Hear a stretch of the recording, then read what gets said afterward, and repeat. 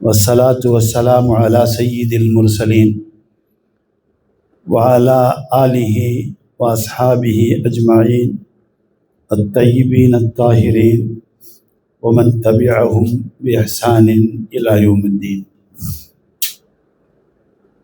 أما بعد، فقد قال الله تعالى عز وجل في كلامه القديم والفرقان المجيد: أعوذ بالله من الشيطان الرجيم.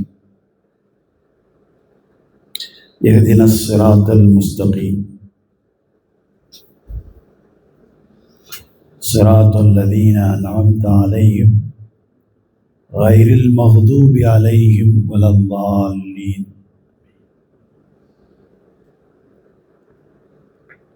صدق الله العلي العظيم. قال سيدنا رسول الله صلى الله عليه وسلم: لا يؤمن أحدكم حتى يكون هواه تبعا لما جئت به، أو كما قال عليه الصلاة والتسليم. صدق رسول الله صلى الله عليه وسلم. سبحان ربك رب العزة عما يصفون وسلام على المرسلين والحمد لله رب العالمين. اللهم صل على سيدنا محمد وعلى آل سيدنا محمد وبارك وسلم. اللهم صل على سيدنا محمد وعلى آل سيدنا محمد وبارك وسلم. اللهم صل على سيدنا محمد وعلى آل سيدنا محمد وبارك وسلم. அல்லாஹுவை போற்றி புகழ்ந்தவனாக நம் உயிருள் மேலான கண்மணி நாயகம் ரசூலுல்லாஹி ஸல்லல்லாஹு அலைஹி வஸல்லம் அவர்கள் மீது ஸலவாத்தும் சலாமும் சொன்னவனாக நான் என்னுடைய இந்த உரையை துவக்கம் செய்கிறேன். அல்லாஹுவின் அருளுக்குரித்தானவர்களே, ஆன்றோர்களே, சான்றோர்களே, அறிஞர் பெருமக்களே,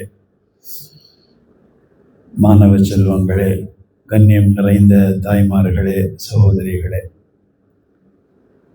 ரபியுல் அவ்வல் மிக நெருக்கமாக இருக்கின்ற இந்த நேரத்தில் சஃபருல் முதஃபர், சஃபர் என்று சொன்னாலே வெற்றியை தருகின்ற மாதம் என்ற இந்த மாதத்தின் நிறைவு நெருங்கி கொண்டிருக்கின்ற அந்த நேரத்தில் அல்லாஹ் இப்படிப்பட்ட ஒரு வாய்ப்பை ஏற்படுத்தி கொடுத்தான். எல்லா பெருமையும் புகழுக்கும் அல்லாஹ்வுக்கு மட்டுமே.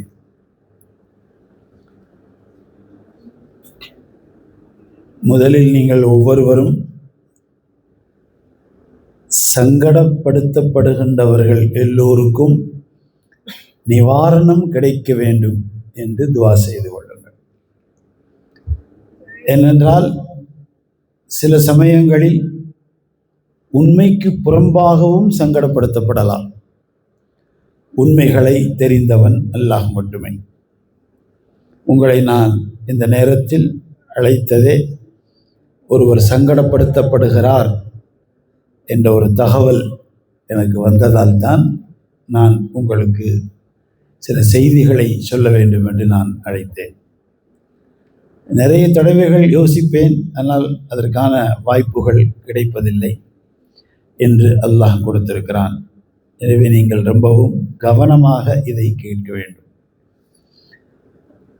மற்றவர்களுக்கெல்லாம் இது செல்லும், ஆனால் நீங்கள் தான் முஹாத்திபீனல் அவ்வலீன், முதல் முன் உள்ளவர்கள்.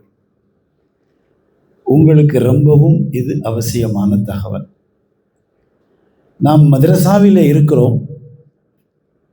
நம்முடைய நிய்யத்து சரியானால் தான் நாம் இருப்பது சரியாக இருக்கும். நாம் ஓதி அல்லது படித்ததை வைத்து, ஓதியதை வைத்து இந்த உலகத்தின் ஏதாவது ஒன்றை தேடிக்கொள்வதற்காக என்ற முடிவு செய்யக்கூடாது. ஏனென்றால் அது நிர்ணயிக்கப்பட்டது. நமக்கு எவ்வளவு கிடைக்க வேண்டும் என்று அல்லாஹ் முடிவு செய்து விட்டான். இந்த உலகத்தில் முடிவு செய்ததை விட கூடுதலாக யாருமே பெற முடியாது. இந்த படிப்போ இந்த ஓதுவோ காரணமாகாது, அல்லது வேறு எந்த விதமான உழைப்பும் முயற்சியும் கூட காரணமாகாது. ஆனால் அதை இப்படி விளங்கக்கூடாது. முயற்சியும் உழைப்பும் இல்லாமல் கிடைத்துவிடும் என்றால் ஏன் இதையெல்லாம் செய்ய வேண்டும்? அப்படி கிடைக்காது. இந்த உலகம் இது தாருல் மெஹன், தாருல் அஸ்பாப். இங்கே உழைக்க வேண்டும். அல்லைஸ லில் இன்சானி இல்லாமா சா, தெளிவாக அல்லாஹ் குர்ஆனிலே சொல்லுகிறான், மனிதன் முயற்சிக்காமல் எதையும் பெற்று விடுவானா? குர்ஆனுடைய கருத்து அர்த்தம் தான் இது. உடனே அதற்கு பதில் அல்லாஹ் அடுத்த வசனத்தில் சொல்லுகிறான்,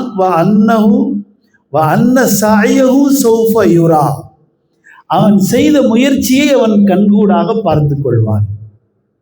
என்ன முயற்சி செய்தவும் அது கிடைக்கும். ஆக இங்கே முயற்சி செய்ய வேண்டும். அந்த முயற்சி சரியானதாக இருக்க வேண்டும், நேர்மையானதாக இருக்க வேண்டும், முறையானதாக இருக்க வேண்டும், அல்லாஹ் ரப்புல் ஆலமீன் ஏற்றுக்கொண்டதாக இருக்க வேண்டும். சையதுனா முஹம்மது ரசூலுல்லாஹி ஸல்லல்லாஹு அலைஹி வஸல்லம் காட்டி கொடுத்ததாக இருக்க வேண்டும். இல்லை என்றால் நாம் வாழ்வதிலேயே அர்த்தம் இல்லை. நம்முடைய வாழ்க்கையின் காலங்கள் மிக சுருக்கமானது. எவ்வளவு என்று யாருக்கும் தெரியாது. சமீபத்தில் எத்தனையோ பேருடைய மரண செய்திகளை வாலிபத்திலேயே கேட்டிருக்கிறோம். ஒரு ஆலிம் ஹாஃபிது தான், படுத்தவர் எழுந்திருக்கவில்லை. இதுபோன்று நிறைய பேருடைய செய்திகள் இருக்கிறது. நமக்கு வருவது குறைவாக இருக்கும். உலகத்தில் வாழ்கின்ற எத்தனை பேர், உலக மனித சமுதாயம் எவ்வளவு பேர் இருக்கிறாங்க? 800 கோடி. இந்த 800 கோடி பேரில் தினம் தினமும் மரணித்து கொண்டே இருப்பவர்கள் இருப்பார்கள், புதிதாக பிறந்து கொண்டிருப்பார்கள். இப்போ அஸ்ஸாமிலே, நாகாலாந்திலே, கேரளாவிலே எல்லாம் வெள்ளங்கள் ஏற்பட்டிருக்கிறது. மக்கள் மிதந்து கொண்டு செத்து கொண்டிருக்கிறார்கள். வீடு வாசல்கள் எல்லாம் போய்விட்டு, மனைவி இல்லை, மக்கள் இல்லை, பிள்ளைகள் இல்லை, சொத்து சொகங்கள் இல்லை, வாகனங்கள் இல்லை, எல்லாம் அடித்து கொண்டு போய் கொண்டிருக்கிறது. எல்லாம் அவர்களுக்கு உதவியும் பாதுகாப்பும் செய்ய வேண்டும். எப்பொழுது நடைபெறும் என்று தெரியாது. தண்ணீர் இல்லை, காவேரியில் பெருக்கெடுத்து ஓட வேண்டிய இந்த நாள்களில் காவேரி வறண்டு போயிருக்கிறது. முக்கொம்பு என்று சொல்லுகின்ற 3 இடங்களில் தண்ணீர் ஒன்று சேருகின்ற அந்த முக்கொம்புடைய டேமே காய்ந்து போயிருக்கிறது. பல லட்சம் ஏக்கர்கள் தஞ்சை பகுதியிலே, அதாவது நஞ்சைக்கு தஞ்சை என்று சொல்லுகின்ற அந்த தஞ்சையை வறண்டு போய் தரிசு நிலங்களாக மாறி இருக்கிறது. இதெல்லாம் அல்லாஹ் மாற்றி கொடுத்தால் மட்டுமே கிடைக்கும். அல்லாஹ் மாற்றி கொடுப்பதற்கு மனிதர்கள் சரியாக வேண்டும். ஆனால் இன்று சூழலில் மனிதர்கள் சரியாக இல்லை. இதுதான் மிக முக்கியமாக நாம் கவனிக்க வேண்டும். நாம் ஒவ்வொருவரும் சரியாக வேண்டும். மனிதராக நாம் ஆக வேண்டும். அல்லாஹ்வை ரப்பாக ஏற்றுக்கொள்ள வேண்டும். அவன்தான் ரப்பு. அவன்தான் நம்மை படைத்து பரிபலித்து பாதுகாத்து வளர்த்து இந்த நிலைக்கு கொண்டு வந்தான். உங்களில் எத்தனையோ பேர் எங்கோ இருக்கிறார்கள். இங்கே வந்தவர்கள் கூட இருக்க முடியவில்லை. இங்கேதான் இருக்க வேண்டும் என்ற கட்டாயமும் இல்லை. எங்க வேண்டுமானாலும் இருக்கலாம், எந்த கல்லூரிகளிலும் படிக்கலாம், எந்த கலாசாலைகளிலும் கற்றுக்கொள்ளலாம். ஆனால் எங்கே படித்தாலும் எங்கே பயின்றாலும் எதுவரை நாம் மனிதனாக அடிமைகளாக ஆக மாட்டோமோ அதுவரை வெற்றியை நாம் அடைய முடியாது. ஒவ்வொன்றிலும் 2 இருக்கிறது. ஒன்று வெளி தோற்றம், இன்னொன்று உள் தோற்றம். நாம் ஒவ்வொருவருக்கும் இப்பொழுது ஒரு வெளி தோற்றம் இருக்கிறது. நம்முடைய ஆடை அணிந்திருக்கிறோம், தலையில் தொப்பி இருக்கிறது, தலைப்பாகை இருக்கிறது, நாம் சட்டையெல்லாம், ஜுப்பாவெல்லாம், அபாவெல்லாம் போற்றிருக்கிறோம். இது வெளி தோற்றம். இதனுடைய உள்ளே என்ன இருக்கிறது? உள்ளே என்று சொன்னால் இதையெல்லாம் கலட்டிய பின்பு இருக்கின்ற அந்த உடல் இல்லை, அதுவும் வெளித்தோற்றம் தான். அதற்குள்ளே இருக்கிறது தான் வரவேற்புக்குரிய விஷயமாக இருக்க வேண்டும். அது சரியாக இருந்தால் எல்லாம் சரியாகிவிடும். அது சரியாகாமல் எந்த பிரயோஜனமும் இல்லை. என்ன ஓதினாலும் பிரயோஜனம் இல்லை, என்ன தொழுதாலும் பிரயோஜனம் இல்லை. அது சரியாக வேண்டும். அதையும் அல்லாஹ்விடத்திலே கேட்க வேண்டும். அல்லாஹ், நீ எப்படி எங்கள் வெளித்தோற்றத்தை சரியாக்கி கொடுத்தாயோ எங்கள் அந்தரங்கங்களை சரியாக்கி கொடு. எவ்வளவு காசு வேண்டாலும் வரலாம், ஆனால் சரியாக வர வேண்டும். முறை தவறி வரக்கூடாது. நெறி தவறிய வாழ்க்கையே இருக்கக்கூடாது. பசியும் பட்டினியுமாக இருந்து கொள்ளலாம். என்னுடைய வாழ்க்கையில் எத்தனையோ நேரங்களில் உணவே இல்லாமல் வாழ்ந்திருக்கிறேன். தண்ணீர் கூட குடிக்க கிடைக்காமல் பயணம் செய்கின்ற ரயில்களில் இருக்கின்ற தண்ணீரை பிடித்து குடித்து கொண்டெல்லாம் நான் போயிருக்கிறேன். என்று நீங்கள் பார்க்கின்ற பொழுது இப்பொழுது காரிலே என்னை பார்க்கிறீர்கள். நடந்து வந்ததை நீங்கள் பார்த்திருக்க வாய்ப்பில்லை அல்லவா? எத்தனையோ கிலோமீட்டர்கள் நடந்து வந்திருக்கிறேன். சாப்பிடுவதற்கு எதுவும் கிடைக்காது.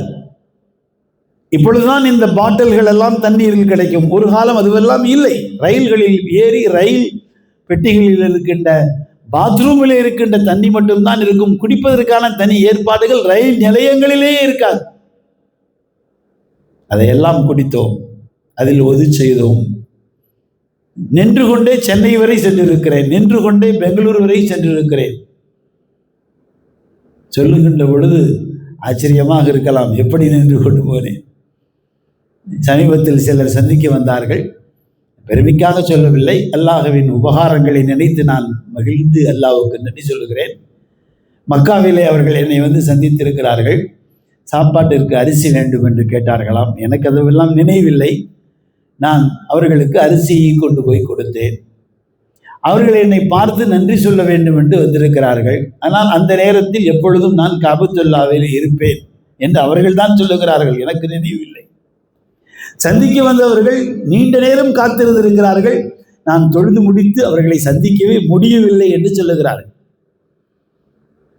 சென்ற 10 நாளைகளுக்கு முன்பு வந்து சந்தித்தவர்கள் சொன்னார்கள், எனக்கு தெரியாது, இருக்கலாம், அப்படி இருந்தால் பெருமைக்கும் புகழுக்கும் உரியவன் அல்லாஹ்.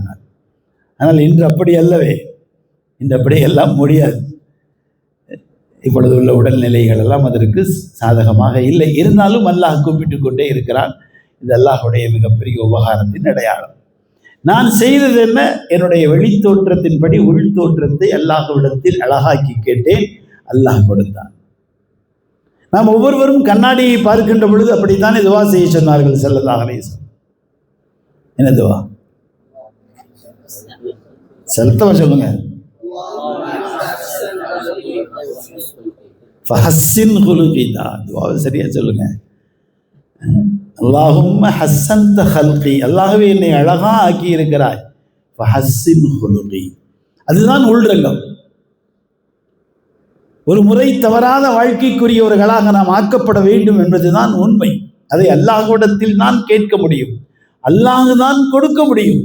அதை கொடுக்கின்ற ஆற்றல் யாருக்குமே இல்லை, அல்லாஹ் தான் கொடுக்க வேண்டும். எனவே நீங்கள் கேட்டுக்கொண்டே இருக்க வேண்டும். அல்லாஹ் கேட்பதை விரும்புகின்றார். மிக ஒரு சுருக்கமான காலத்தில் வாழ்ந்து கொண்டிருக்கின்ற நாம் நம்முடைய அந்தரங்கங்களை சரியாக்க வேண்டும் என்று அல்லாஹ்விடத்தில் கேட்க வேண்டும். அதற்குத்தான் வழிமாறுகளோடு தொடர்பு, அல்லாஹ்வின் இறைநேசர்களோடு தொடர்பு. பொதுவாகவே எப்பொழுதுமே யாரையும் குறைத்து மதிக்கக்கூடாது. நம்மை விட மற்றவர்கள் உயர்ந்தவர்கள் என்ற சிந்தனை வர வேண்டும். ஈமானுடைய அடையாளமே ஒரு மனிதர் தவறு செய்தால் அந்த தவறை மட்டும்தான் தவறு என்று நினைக்க வேண்டும், அந்த மனிதரை தவறு என்று நினைக்கக்கூடாது. ஒருவர் குடிக்கிறார், ஆனால் அந்த குடிக்கின்ற செயல் தவறு. அந்த மனிதரிடத்தில் ஈமான் இருந்தால் அவர் சிறந்தவர். அவருக்காக நாம் துஆ செய்ய வேண்டும். யா அல்லாஹ், என்னை குடிக்காமல் ஆக்கினாய், அவரை குடிகாரராக ஆக்கி இருக்கிறாய், அவரை குடியிலிருந்து நீ விடுவித்து விடலாம். பார்க்கின்ற இடமெல்லாம் துஆ செய்கின்ற சிந்தனை வர வேண்டும்.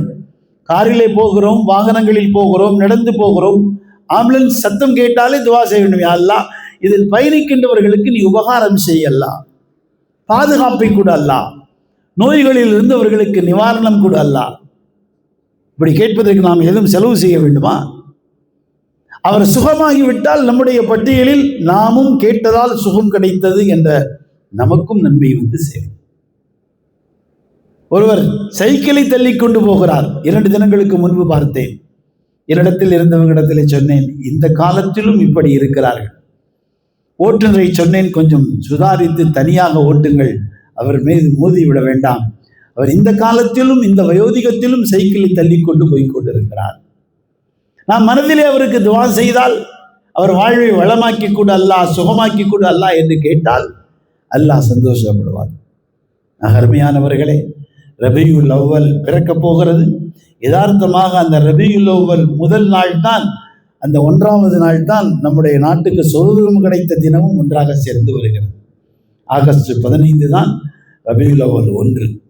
ஆகஸ்ட் 15 தான் சுதந்திரம் கிடைத்ததனுடைய இந்த வருஷத்தின் காலண்டர் படி 15வது நாள். முதலில் நமக்கு சுதந்திரம் கிடைத்ததே அன்றைய ஆகஸ்ட் 15 அரபியின் படி என்ன இரவாக இருந்தது என்று தெரியுமா?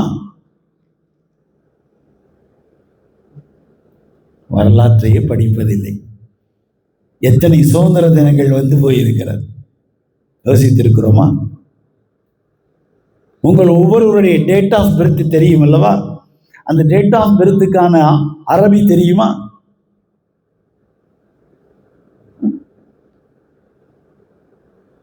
அதை தெரிந்து கொள்வதற்கெல்லாம் இலகுவான வழி இருக்கிறது என்று சொல்லுகிறார்கள். இன்றைய ஆங்கில தேதியை போட்டால் அந்த அரபி தேதி வரும் என்று சொல்லுகிறார்கள். இதையெல்லாம் படித்து தெரிந்து ஒவ்வொருடைய அரபி தேதியும் தெரிந்து கொள்ளுங்கள். இன்றைய புரை என்ன?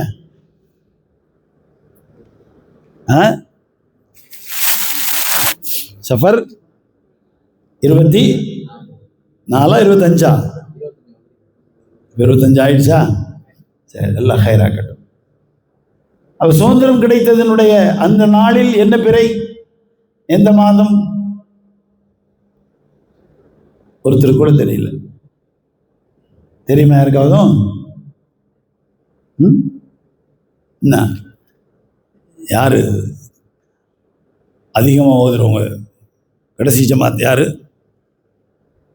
நீங்க தானா? உங்களுக்கும் தெரியாது.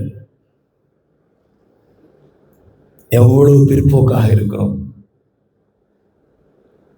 இனிமேலாம் தெரியாதுன்னு சொல்லாதீங்க.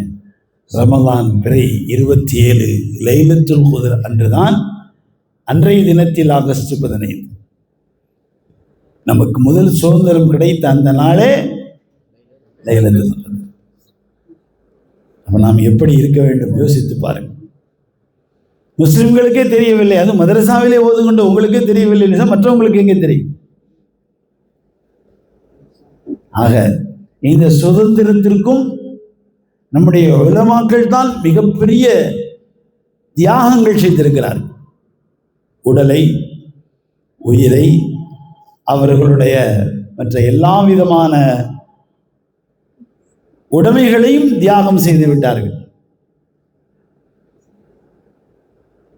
ஆகவே அந்த தியாகிகளுடைய வரலாறுகள் தெரிய வேண்டும்.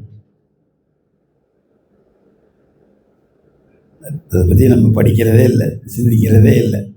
சும்மா ஒருத்தர் 2 பேர் பள்ளிக்கூடத்தில் சொல்லி கொடுத்துருக்குறாங்க, அவங்கள மட்டும் சொல்லிட்டு போயிடுவோம். முஸ்லீம்களில் அபுல் கலாம் ஆசாத், அவர் ஒருத்தர் பேர் மட்டும் தான் தெரியும்.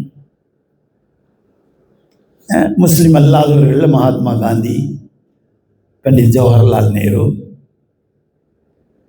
அவரோடு சேர்ந்த சில பேருடைய பெயர்களெல்லாம் பாடங்களில் வந்திருக்கும். அவ்வளவுதான்.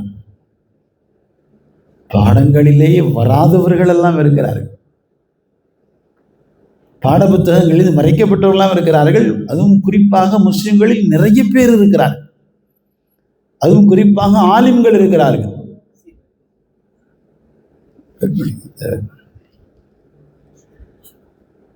அங்க நிறைய ஆலிம்கள் இருக்கிறார்கள், தங்களுடைய உயிரையே கொடுத்தவர்கள். இங்கிலாந்துடைய எலிசபெத் மகாராணி, அவங்களுக்கு முன்னால இந்த இந்தியாவுக்குள்ள வந்து அவங்களுடைய நாட்டிலிருந்து வந்து இந்தியாவை படித்தவர்கள் கிழக்கிந்திய கம்பெனி, ஈஸ்ட் இந்தியா கம்பெனி, ஒரு கம்பெனி தான். ஒரு வியாபாரம் செய்யக்கூடியவர்கள். நூருதீன் ஜஹாங்கீருடைய காலத்திலே ரஹிமஹுல்லா இங்கே ஆட்சி பொறுப்புகளை பிடிப்பதற்கான சூழ்ச்சியிலே வியாபார கம்பெனியாக தான் அங்கங்கே பிடித்தார்கள். முதலில் கல்கத்தாவில் தான் அவர்கள் இறங்கினார்கள். அதற்கு முன்பு போர்ச்சுகீசியர்கள் வந்தார்கள், டச்சுக்காரர்கள் வந்தார்கள், பிரெஞ்சுக்காரர்கள் வந்தார்கள். கடைசியாக வந்தவர்கள் தான் பிரிட்டிஷ்காரர்கள். முதலில் வந்தவர்கள் போர்ச்சுகீசியர், 2வது வந்தவர்கள் டச்சுக்காரர்கள், 3வது வந்தவர்கள் பிரெஞ்சுக்காரர்கள், கடைசியாக வந்தவர்கள் பிரிட்டிஷ்காரர்கள். போர்ச்சுகீசியர்களுக்கும் கொஞ்சம் இடம் கிடைத்தது, ரொம்ப சுருக்கமான இடம். டச்சுக்காரர்களுக்கும் இடம் கிடைத்தது, பிரெஞ்சுக்கும் இடம் கிடைத்தது. இப்போ சமீபத்தில் உங்களுக்கு தெரிந்த பாண்டிச்சேரி, காரைக்கால், கோவா இதெல்லாம் பிரெஞ்சுக்காரர்களுக்கு கட்டுப்பட்டது. ஆக எல்லாருக்குமான விடுதலை அல்ஹம்துலில்லாஹ் கிடைத்து விட்டது. இந்த பிரிட்டிஷ்காரர்கள் தான் ஒரு பெரிய இடத்தை பிடித்துக் கொண்டார்கள். உடனே கம்பெனியிலிருந்து மாறி இங்கிலாந்து அரசாங்கத்தின் கீழ் இந்தியாவை கொண்டு வந்து விட்டார்கள். முஸ்லிம்கள் தான் எதிர்க்கிறார்கள், மூர்க்கத்தனமாக எதிர்க்கிறார்கள். சமீபத்திலே இன்டர்வியூவிலே அமெரிக்காவிலிருந்து ஒரு பத்திரிகை நிருபர் கேட்கிறார், ஹுசைன் அகமது மதனி, ரஷீத் அகமது கங்கோஹி, இம்தாதுல்லா முஹாஜிரே மக்கி, மஹமூதுல் ஹசன் ஷேகுல் ஹிந்த் ரஹிமஹுமுல்லா, இவங்க பேரெல்லாம் சொல்லி இவங்கெல்லாம் மனிதர்கள் தானான்னு கேட்குறாங்க. இப்போ சமீபத்தில் நடந்த இன்டர்வியூ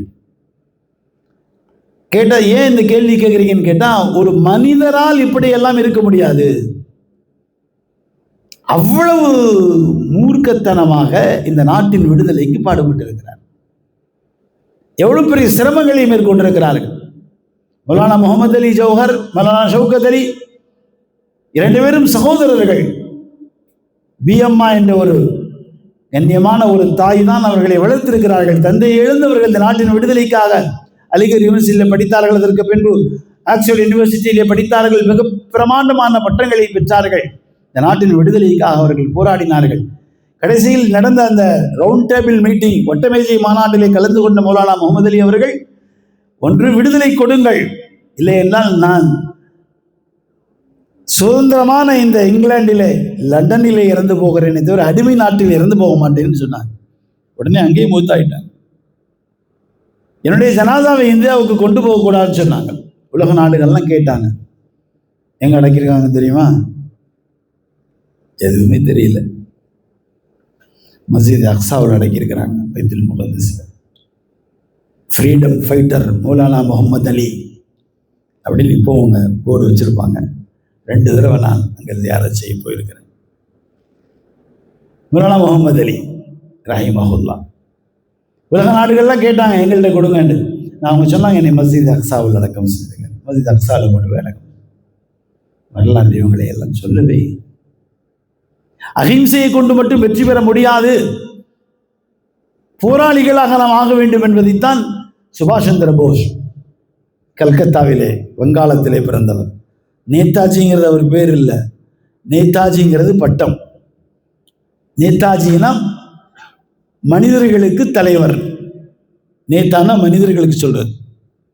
காயிதே மில்லத்துன்னு சொல்றோம்ல, காயிதே ஆசம். ஆனால் முகமது அலி சாப் அவர்களுக்கு, முகமது அலி ஜின்னா காயிதே ஆசம். நேதாஜி அவர்கள் போராளியாக நாம் மாற வேண்டும், இந்தியன் நேஷனல் ஆர்மி என்று உண்டாக்குனாங்க, இந்திய இராணுவ படை. அந்த இந்திய இராணுவ படையில் இருந்தவர்கள் எல்லாம் பெரும்பான்மையானவர்கள் முஸ்லிம் வாலிபர்கள். நிறைய பேரை நானே சந்தித்திருக்கிறேன், அல்ஹம்துலில்லாஹ். அவர்களெல்லாம் இந்த நாட்டுக்கு விடுதலைக்காக வேண்டி போராடியவர்கள். கடைசியில் ஜப்பான் போவதற்காக நேதாஜி அவர்கள் விமானத்தில் பயணமானார்கள். அதுதான் கடைசி. அது என்ன இன்று வரை இது மறைக்கப்பட்டிருக்கிறது. ராமநாதபுரத்திலே இருக்கின்ற சோதி, அங்கே ஒரு ஊர், அந்த ஊரிலே பிறந்தவர் தான் அலி. அவர் தான் நகரத்துடைய மினிஸ்டர். நேதாஜி சுபாஷ் சந்திர போஸ் கூட இருந்த மிகப்பெரிய பொறுப்பிலிருந்து அவர் தான் மந்திரி. ஷானவாஸ் அவர்தான் முதல் போர்படை தளபதி. இந்த நாட்டுடைய விடுதலை கிடைத்த பின்பு இந்திய நாட்டுடைய மிலிட்டரியினுடைய அவர் சீஃப் கமாண்டராக, மார்ஷலாக அவருக்கு பொறுப்பு கொடுத்தார்கள் ஷானவாஸ். அந்த பொறுப்புகளில் எல்லாம் முஸ்லிம்களை தவிர யாரும் இருக்க முடியவில்லை.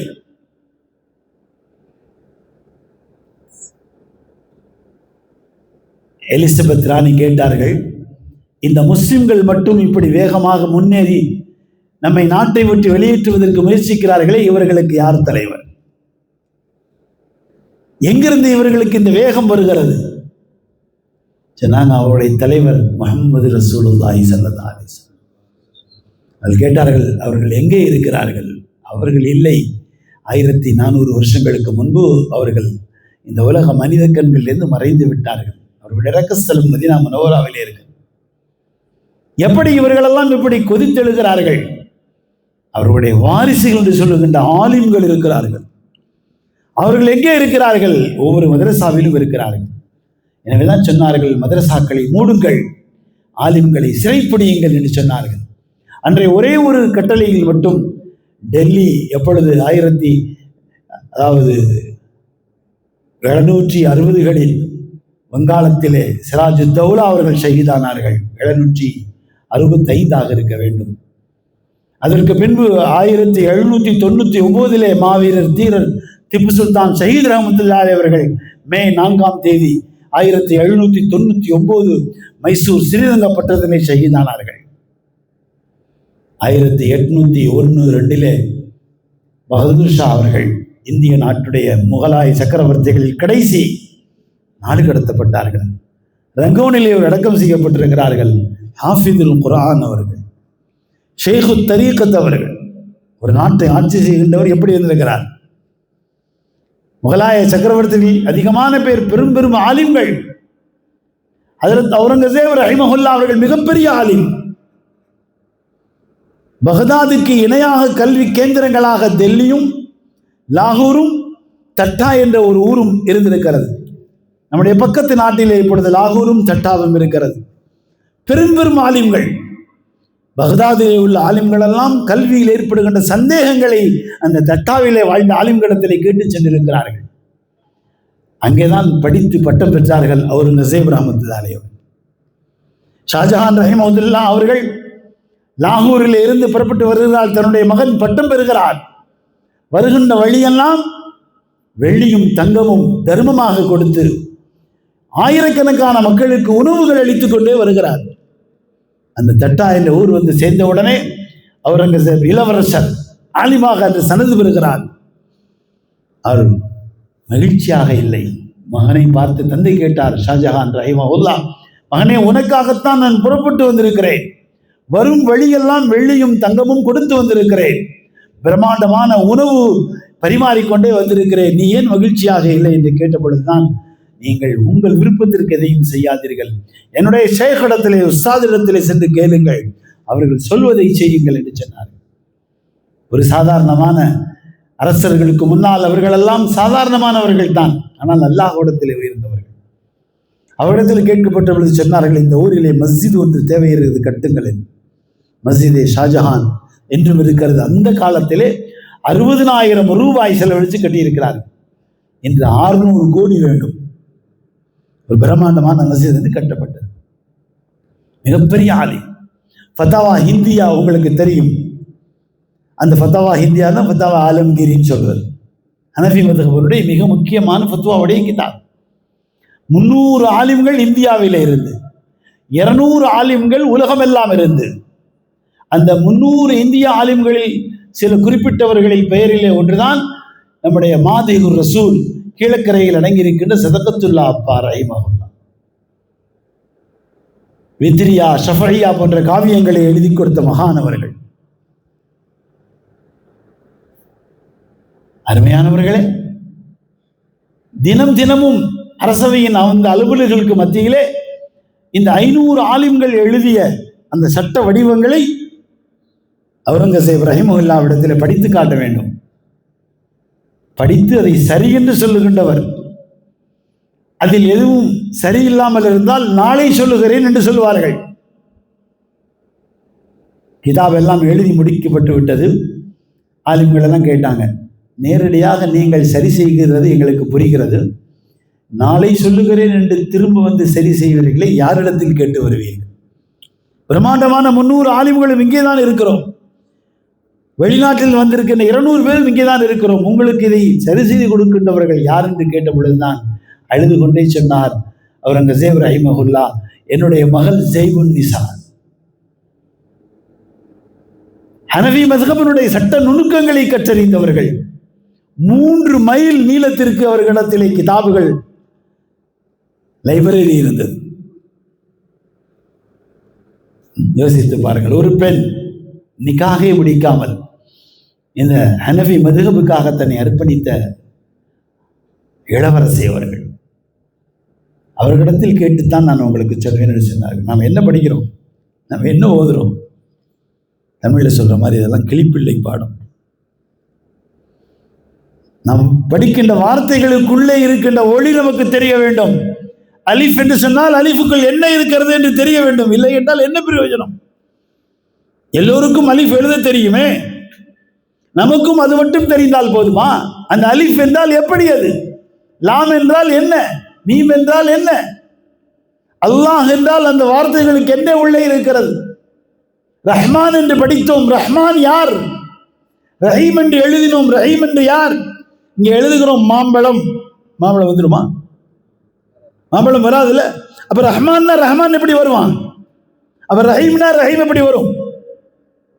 இரண்டுக்கும் ஒரே நியதி தானே. அப்ப ரஹ்மான் வர வேண்டும், ரஹீம் வர வேண்டும், மலிக் வர வேண்டும், குத்தூஸ் வர வேண்டும், ஹன்னான் வர வேண்டும், மன்னான் வர வேண்டும், தையான் வர வேண்டும், ரஸாக் வர வேண்டும் என்று சொன்னால் சிரமங்களை எல்லாம் நாம் ஏற்றுக்கொள்ள வேண்டும்.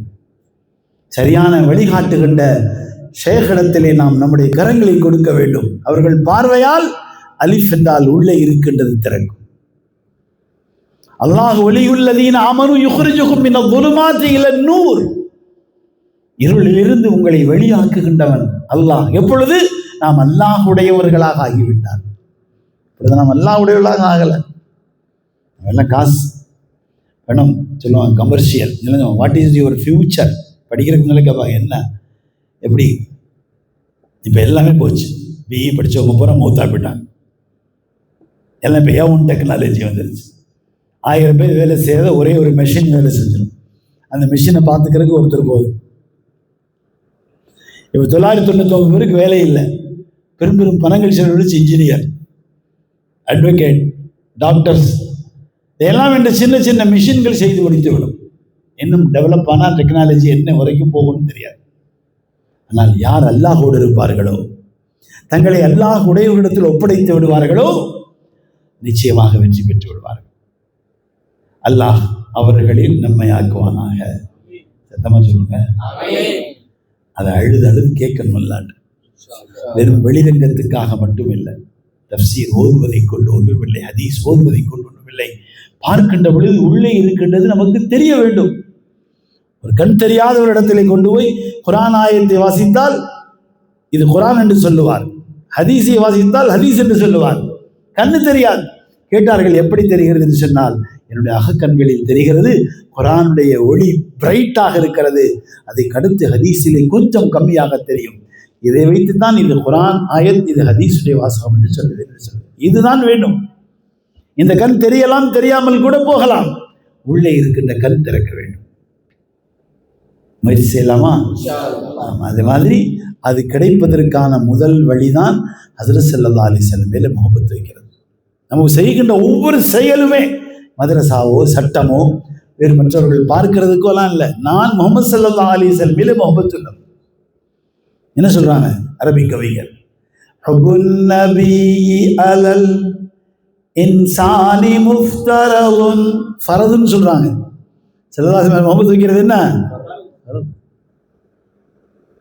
குல் இன் குன்தும் துஹிப்பூனல்லாஹ் ஃபத்தபிஊனி யுஹ்பிபுக்குமுல்லாஹ். நீங்க அல்லாஹ் மேல பெரிய வச்சா நீங்க என்ன செய்யணும்?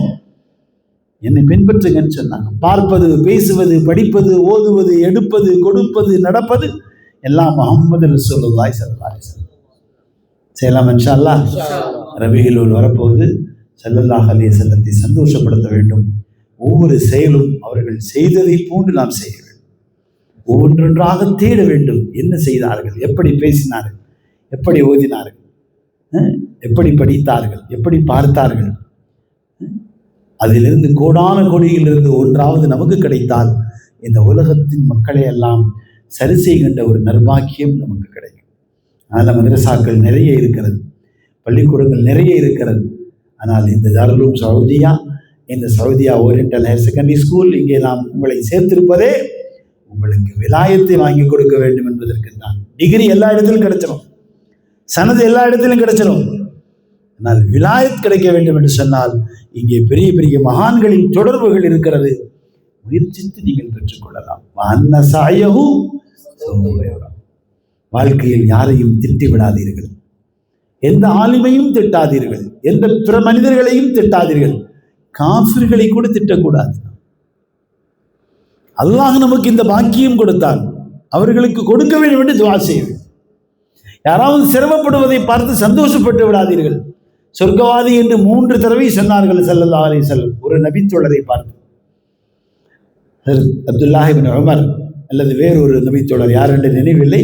அவர் வீட்டுக்கு போனார்கள். உங்கள் வீட்டில் தங்க வேண்டும் என்று தங்கினார்கள். அவர் பிரத்யேகமான எந்த அமலும் செய்யவில்லை.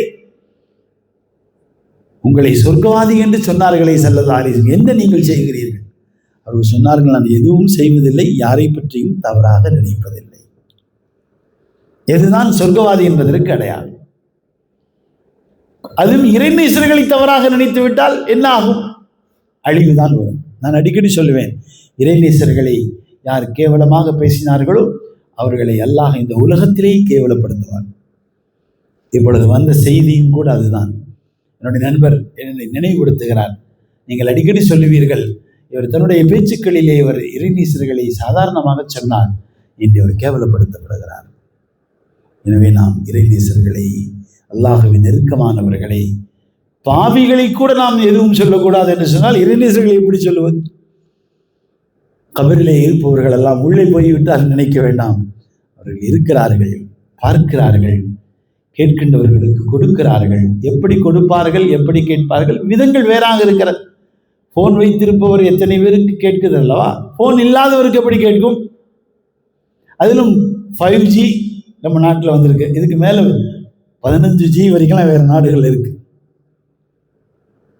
இப்போ இந்த டெக்னாலஜி வளர்ந்திருக்கிறது. டெக்னாலஜி உள்ளவர்கள், அந்த ஒருத்தர் ஐஃபோன் வச்சிருக்கிறார், ரொம்ப விலை உயர்ந்தது, ஆனால் நெட்வொர்க்கோடு கனெக்ட் ஆகவில்லை என்றால் பிரயோஜனம் இருக்கிறதா?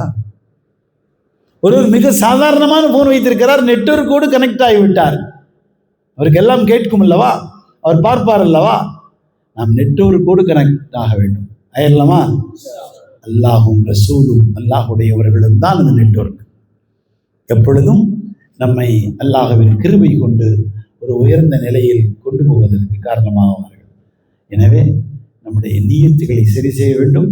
நாம் படிப்பதும் ஓதுவதும் இந்த உலகத்தை சம்பாதிப்பதற்கல்ல, அது முடிவு செய்யப்பட்டு விட்டது. கிடைப்பது கண்டிப்பாக கிடைக்கும். இன்று நான் ஒரு இடத்திலே நிகழ்ச்சிக்கு சென்றிருந்தேன். நான் பொதுவாக நிகழ்ச்சிகள் முடித்து சாப்பிடுவதற்கு இருப்பதில்லை, நான் வந்து விட்டேன். ஆனால் அங்கிருந்து என் கூடையே பயணம் செய்து வந்து நான் ஒரு பள்ளியில் தொழுகைக்கு போனேன். அவர் அங்கேயே சாப்பாடு கொண்டு வந்து கொடுத்தார். ரிஸ்க் முடிவு செய்யப்பட்டு விட்டது. என்னை பார்ப்பதற்கு மௌலானா முஸ்தபா ரஷாதி வந்திருந்தார்கள், அவர்களுக்கும் அங்கேயே சாப்பாடு கொடுத்தார்.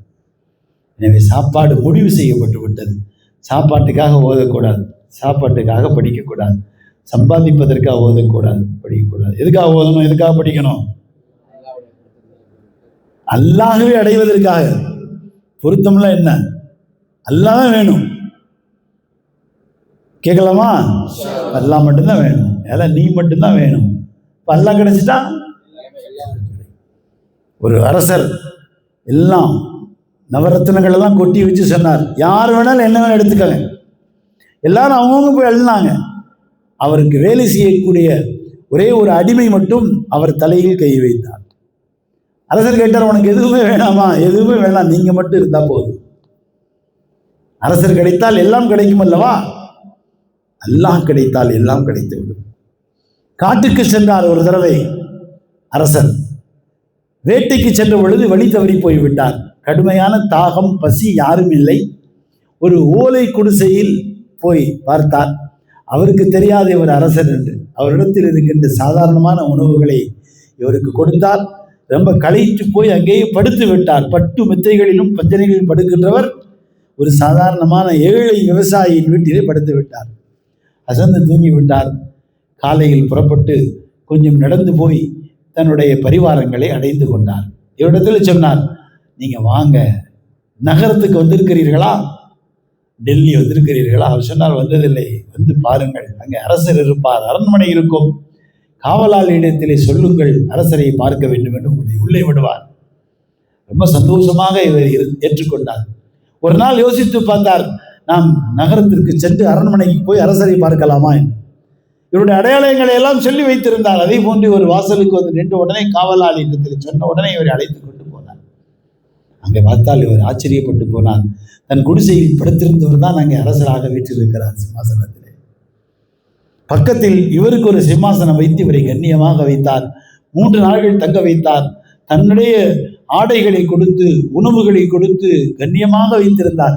3 நாள் கழித்து சொன்னார், நாளை நீங்கள் புறப்பட வேண்டும், லிஸ்ட் கொடுங்கள், உங்களுக்கு என்ன வேணும் எல்லாம் வாங்கி தருகிறேன் சொன்னார். ஒரு பெரிய லிஸ்ட் எல்லாம் தயாரித்து வைத்திருந்தார். புறப்படுகின்ற நாளால் தூக்கம் வரவில்லை. விழித்து பார்க்கிறார், அரசரை காணோம். பக்கத்தில் இருந்த அரசர் படுத்திருந்தாரை காணோம். சற்று தூரத்தில் பார்த்தால் முசல்லாவிலே சஜிதாவிலே அழுது கேட்டுக்கொண்டிருக்கிறார். நாட்டுக்கும் கேட்கிறார், தனக்கும் கேட்கிறார், எல்லோருக்கும் கேட்கிறார். இவர் சாதாரணமான கிராமத்திலே இருந்து வந்தவர். அவர் எழுந்து வந்த உடனே இவரை பார்த்து கேட்டார், காலையில் நீங்க போக வேண்டும், உங்க லிஸ்ட் கொடுங்கள். அவர் சொன்னார், வேண்டாம். என்ன, எதுவும் வருத்தமா? உங்களை சரியாக நடத்தவில்லையா? அவர் சொன்னார், பிச்சைக்காரரிடத்திலே வாங்குவது சரியல்லவே. நீங்களே யாரிடத்திலே பிச்சை வாங்குகிறீர்கள், நான் ஏன் உங்களிடத்தில் வாங்க வேண்டும்?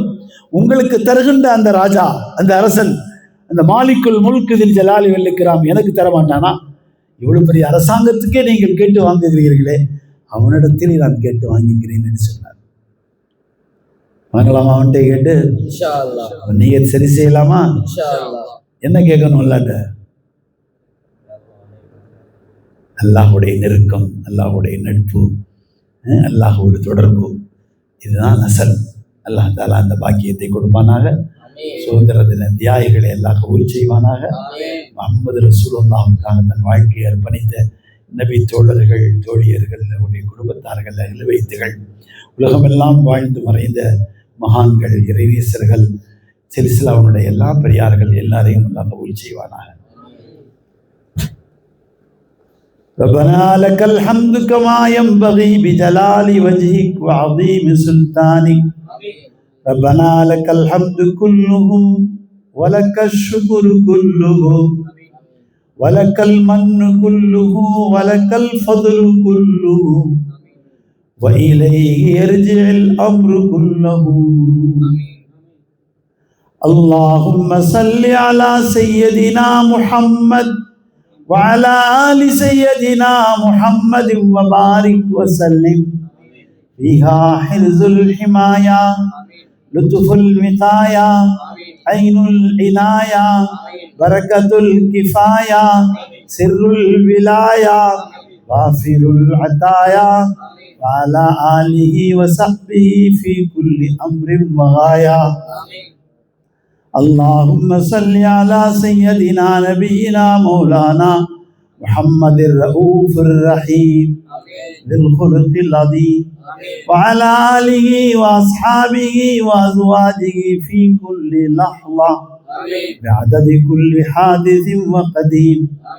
جزا الله عنا محمدا صلى الله عليه وسلم بما هو أهله. அல்லாஹ்வே எங்கள் பாவங்களை மன்னிப்பாயாக, எங்கள் குற்றங்களை எல்லாம் மன்னித்து மறைத்து விடுவாயாக, எங்களை பரிசுத்தமானவர்களாக ஆக்குவாயாக.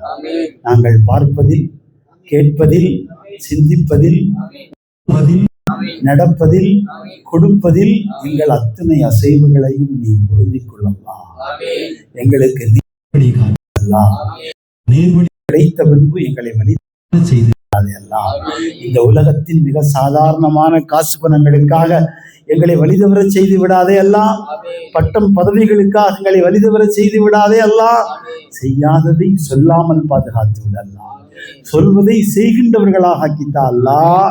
ஒரு பொருத்தம் கொடு அல்லாஹ், விருப்பம் கொடு அல்லாஹ். உன்னை பார்க்கின்ற பாக்கியம் கொடு அல்லாஹ். உன் லிகாவை கொடு அல்லாஹ், உன் ரிதாவை கொடு அல்லாஹ். வாழும் காலமெல்லாம் உன் விருப்பத்தோடு வாழச் செய் அல்லாஹ். எங்கள் உயிரின் மேலான கண்மணி நாயகம் ரசூலுல்லாஹி ஸல்லல்லாஹு அலைஹி வஸல்லத்தின் சுன்னத்துகளை பின்பற்றி அவர்கள் மீது அளவு கடந்த அன்பு கொண்டவர்களாக, ஆஷிகீன்களாக எங்களை ஆக்கித்தா அல்லாஹ். மாதிஹர் ரசூலாக, ஆஷிக் ரசூலாக எங்கள் வாழ்க்கைகளை ஆக்கித்தா அல்லாஹ். ஃபமதுஹு லம் யஸல் தபி மதாஊரி வஹுப்புஹு இன்தல் அர்ஷி முஸ்தனதி. வாழ்வெல்லாம் அவர்களை பற்றி நாங்கள் புகழ்ந்து கொண்டிருக்க வேண்டுமல்லாம். உன்னை புகழ வேண்டுமல்லா, உன்னை துதிக்க வேண்டுமல்லா, உன்னை தூய்மைப்படுத்த வேண்டுமல்லா, எங்கள் திருநபியின் புகழ் பாட வேண்டுமல்லா. வாழ்க்கையெல்லாம் அவர்களை பற்றி பேசிக்கொண்டே இருக்க வேண்டுமல்லா. இன்னி இதா மஸ்ஸனி லைமை யுரவ்விஉனி அகூலு யா சய்யித ஸாதாத்தி யா சனதி. எந்த சிரமங்கள் வந்தாலும் நாங்கள் திருநபிகளிடத்தில் முறையிட வேண்டும் அல்லாஹ், நீ அதை ஏற்று எங்களுக்கு கொடுக்க வேண்டும் அல்லாஹ். யா சய்யித ஸாதாத் ஜிஹ்துக காசிதா அர்ஜூ ஹிமாக ஃபலா துஹய்யிப் மக்ஸதி. யா சய்யதி யா ரசூல் அல்லாஹி ஹுத் பியதி மலி சிவாக வலா அல்வி இலா அஹதி ஃபஅன்த நூருல் ஹுதா في كل كائنة وأنت سر الندى يا خير معتمدي يا خير معتمدي يا خير معتمدي يا رب بالمصطفى يا رب بالمصطفى يا رب بالمصطفى بلغ مقاصدنا واسمح لنا ما مضى يا واسع الكرم. அல்லாஹ்வே எங்கள் துஆக்களை கபூல் செய்வாயாக. ربنا تقبل منا إنك أنت السميع العليم وتب علينا إنك أنت التواب الرحيم. இந்த உலகத்தின் எல்லா விதமான கேவலங்கள் நெருக்கடிகளை விட்டு பாதுகாத்து விடலாம். இந்த உயர்ந்த தீனுக்காக எது வந்தாலும் சகித்துக் கொள்கின்ற சகிப்பை கூடலாம்.